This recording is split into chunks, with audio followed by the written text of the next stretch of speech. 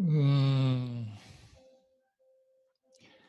Como es habitual antes de estos 40 minutos en los que vamos a estar practicando calma mental, me gustaría compartir un par de ideas con la intención de argumentar o nutrir cuáles son las características o las cualidades prácticas que puede aportarnos la práctica de Shiné, la práctica de calma mental, que no se limita solo al momento de que estamos en el cojín, sino que en todo caso este es un momento más en el que tal vez las circunstancias, en el que tal vez no, donde las circunstancias de sentarnos, de aislarnos en nuestra casa o en un retiro si ese fuese el caso, nos permite mantener una práctica formal de meditación más extensa. Pero sin duda que como en cualquier aprendizaje y en cualquier entrenamiento, los logros que vamos obteniendo en nuestra práctica los podemos ir llevando a nuestra vida cotidiana, a nuestra vida diaria.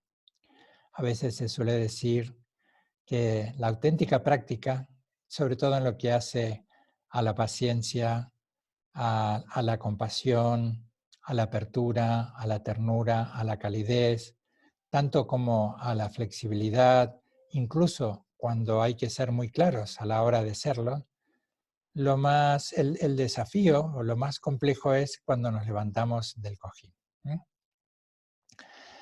Entonces, hoy estaba pues pensando un poco y he establecido, aunque suene algo arbitrario, una diferencia entre comunicar y notificar. Tal vez no sean definiciones las que en las que me voy basando para desarrollar esta idea, definiciones de diccionario, pero voy haciendo una diferencia entre notificar y comunicar. Hace un tiempo que vengo trabajando sobre ello, tanto en lo personal como a la hora de compartir alguna enseñanza. Hoy también que estaba haciendo algún boceto, algún borrador de nuevos cursos para el próximo año, estaba repasando el óctuple sendero y el habla correcta, por ejemplo, se adaptaba muy bien a esta diferenciar qué es comunicar de lo que es notificar. Y ahora, que estamos ya casi como en la línea de partida, que en próximas semanas pues, nos permitirá empezar a deambular un poco más por la calle y volverán algunos hábitos, entre ellos el de encontrarnos. Creo que es un punto importantísimo que nos tomemos un tiempo para explorar esta idea, esta diferencia entre notificar y comunicar. Voy a establecer que comunicar es ese momento en el que simplemente damos a conocer, sin importar mucho el interés del otro, y damos a conocer nuestras necesidades o a veces nuestras imposiciones. Y la idea de comunicar es la de compartir casi desde un plano de igualdad cuáles son nuestras necesidades, nuestros pareceres, pero también va implícito nuestra absoluta disponibilidad para el diálogo. Y ese diálogo implica no tanto lo que dice el otro, sino qué vamos a hacer con lo que nos dice el otro. Bien sea cuando coincide, que eso es un poco más fácil de llevarlo, como cuando nos contrarían.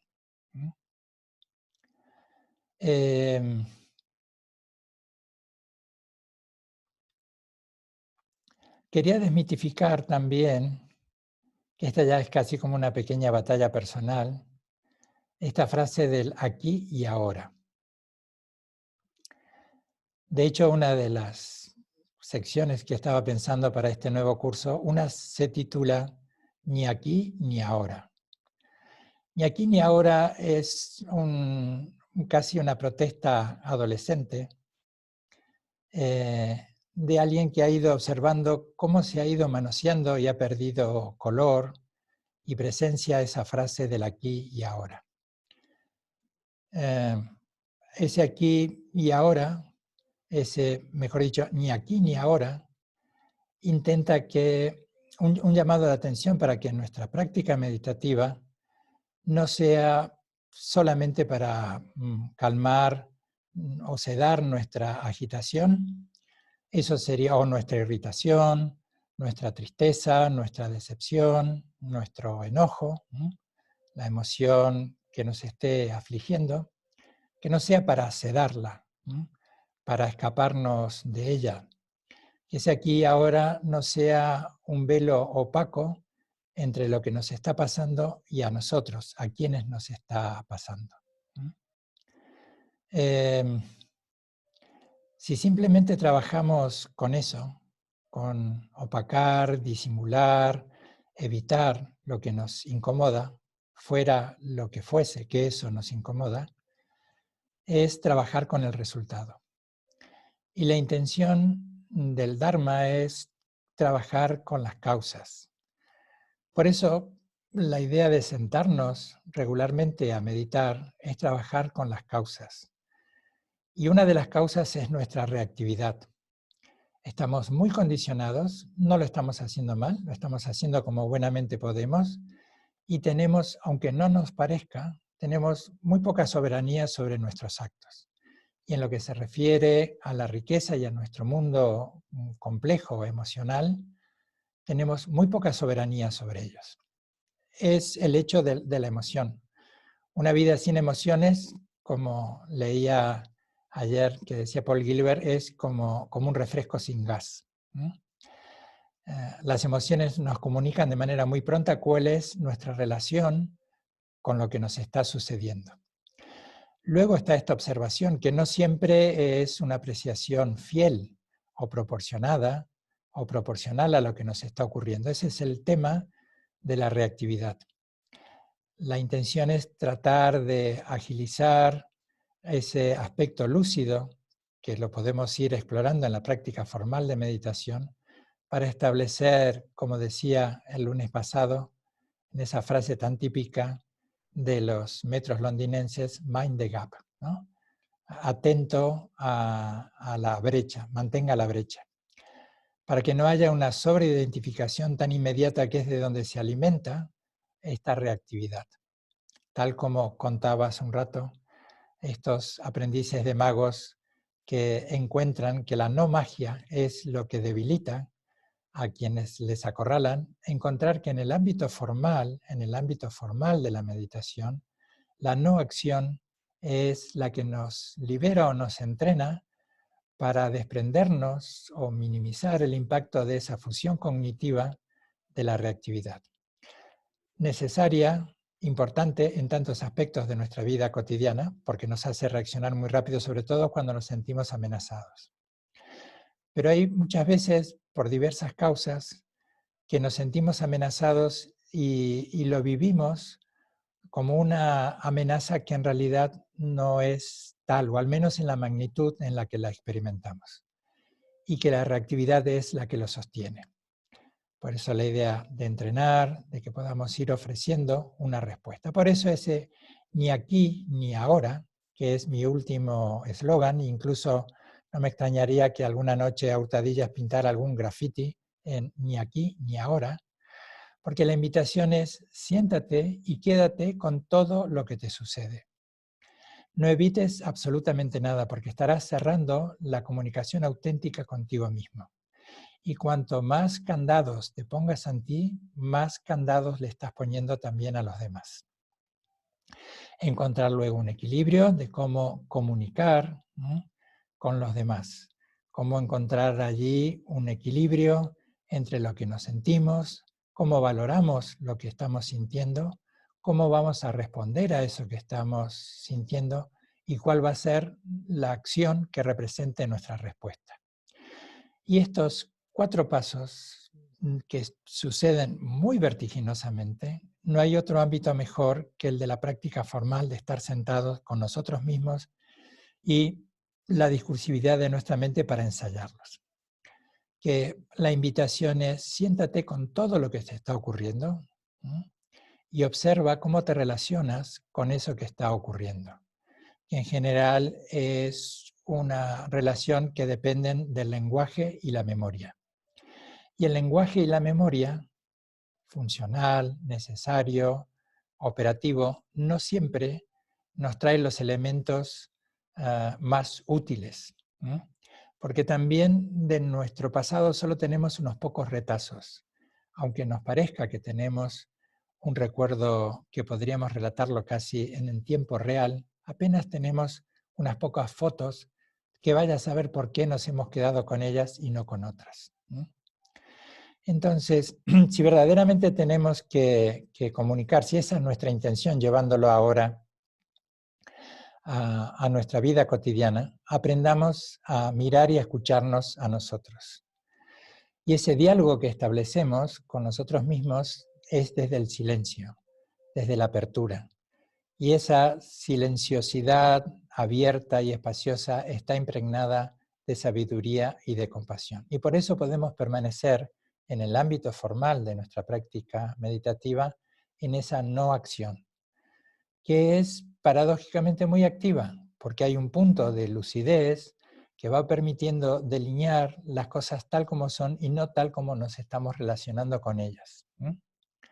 Y luego, si vamos a llevar esta idea de comunicar o notificar a nuestra vida cotidiana, empezamos trabajando con nosotros, que podríamos empezar a preguntarnos también, ¿no? Si realmente comunicamos con nosotros, si nos comunicamos con nosotros mismos o simplemente nos notificamos.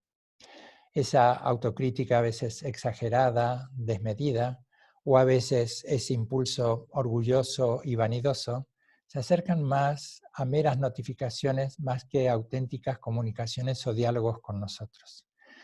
Así que ese ensayo de comunicar o notificar con nosotros, esa experiencia, es la que nos invitamos luego a llevar a nuestra vida cotidiana, a nuestra vida de relación.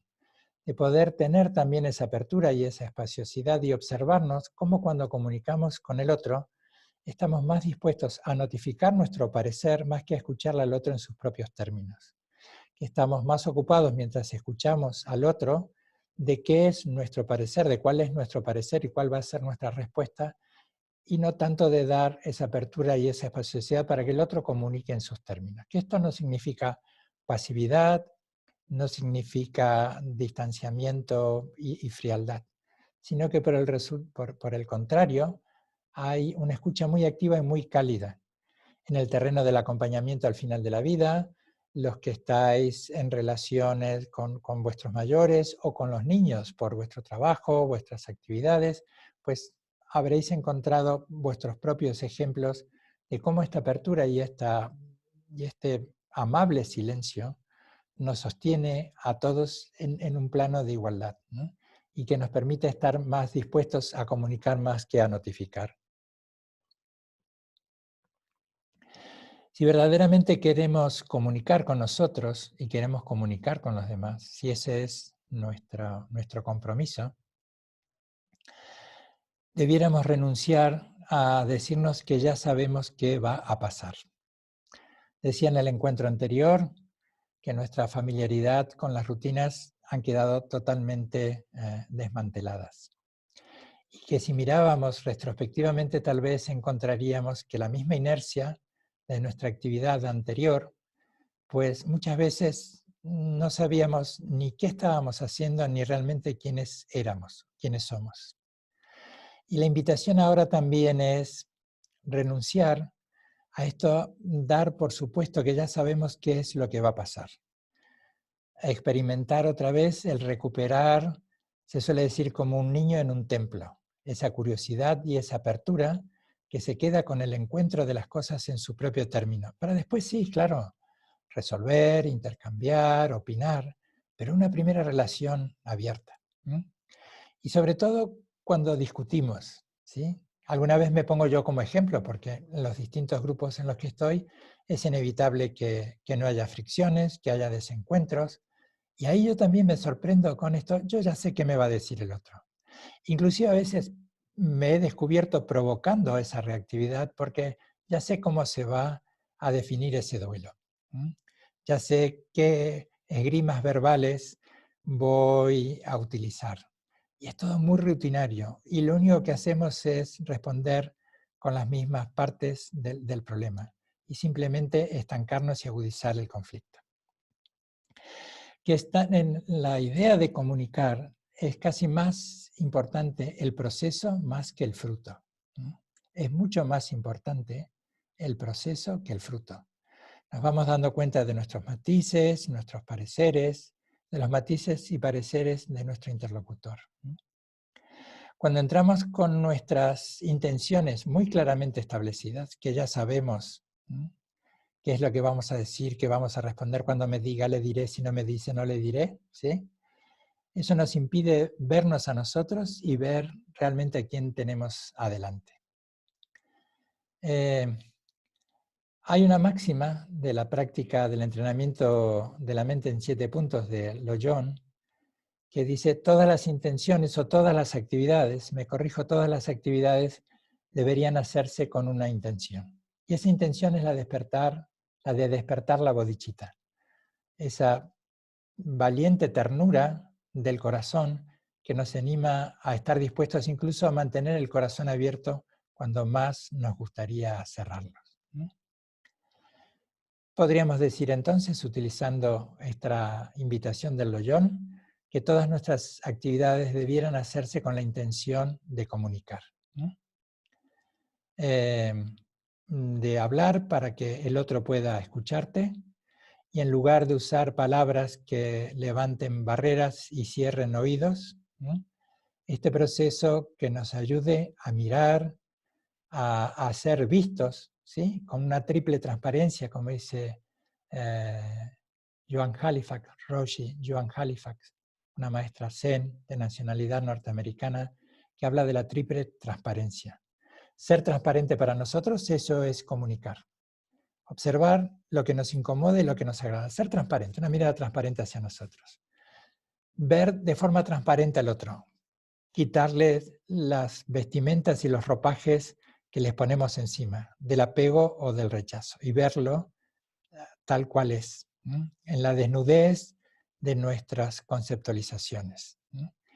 Y hacernos transparentes también para los demás, comunicar de corazón, que no implica contar todas nuestras intimidades. Hay ámbitos y personas que nos gusta hacerlo y con otros no. Pero en esa comunicación, abiertos de corazón, estamos mostrando nuestra predisposición de ese corazón tierno que descansa, que es flexible, que está abierto y que tiene la intención de comunicar de corazón. Y esa es una de las claves para no polarizar más las situaciones. Sin duda que vivimos en una sociedad muy polarizada. Entonces, creo que ese también podría ser nuestro aporte en nuestros ámbitos más cercanos, el de no tensar más la polarización, más de lo que está, ¿no? Y de comunicar de corazón. La clave de la acción compasiva que todos necesitamos es darle a entender al otro que estamos para él y también entender que los demás están para nosotros. Que no significa que nos solucionen las cosas, ni solucionarle hasta el último de los problemas, ni hacerle la lavadora, la lavada, la colada o la comida, ¿no?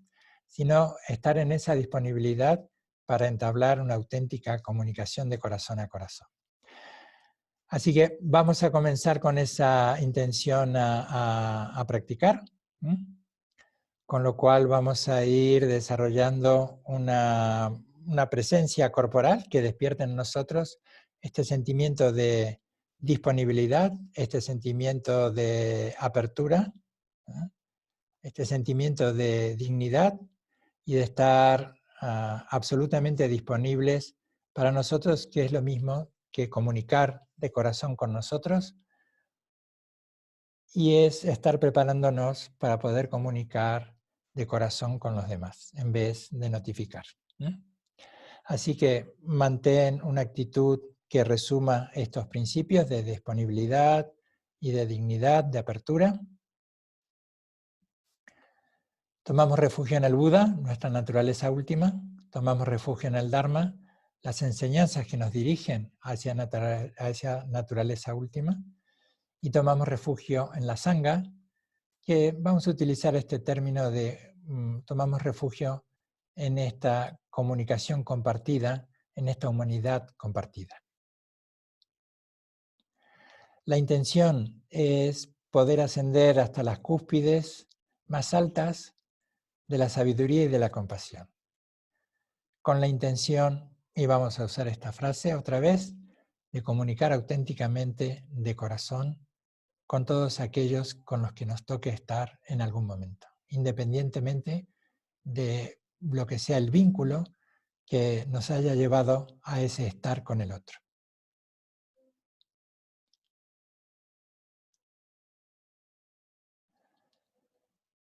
Descansa en esta motivación, deja que esta motivación impregne este tiempo, ¿no? Y lleva tu atención a la respiración. La atención en el cuerpo te dice que estás siendo en un cuerpo y hay un punto allí de anclaje para ese estar con uno, en una comunicación auténtica y profunda.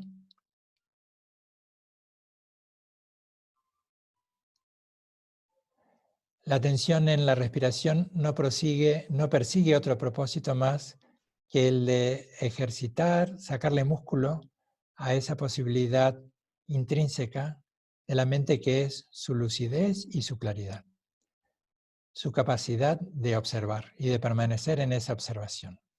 Y ese es el punto principal para una auténtica comunicación, permanecer en ese aspecto lúcido, que no necesita de otro apoyo más que de su propia lucidez. Durante los próximos 10 minutos, la respiración va a ser nuestro soporte y nuestra atención descansa en ese acompasado movimiento de inhalar y exhalar.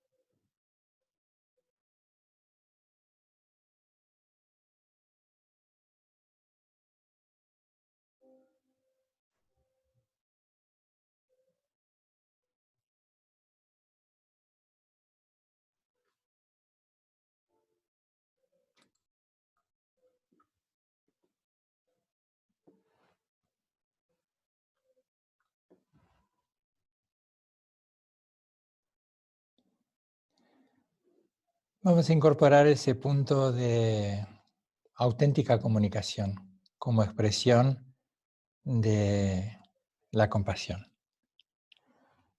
Y va a ser muy simple.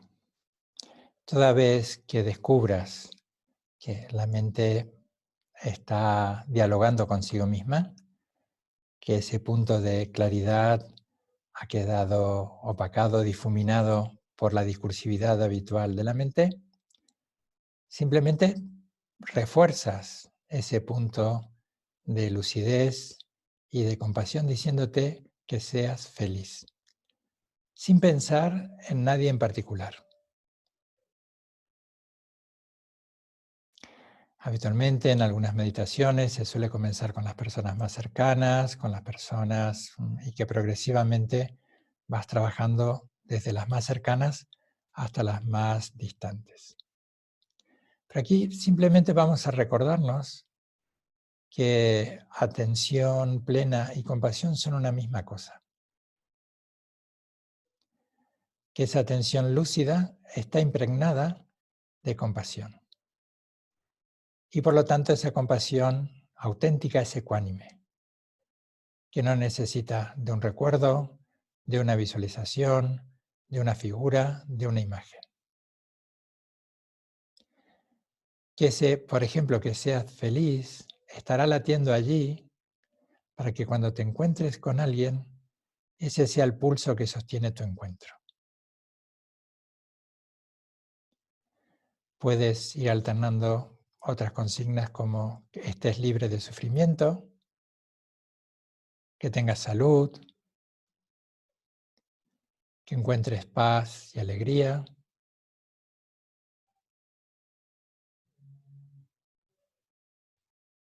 Toda vez entonces que descubres un punto de distracción, refuerzas la atención nutriéndola de esta auténtica motivación. Y simplemente dices que seas feliz. Una comunicación que estableces con el mundo, sin particularidades, sin preferencias. Simplemente que seas feliz, que tengas salud, que estés libre de sufrimiento, que encuentres paz y alegría.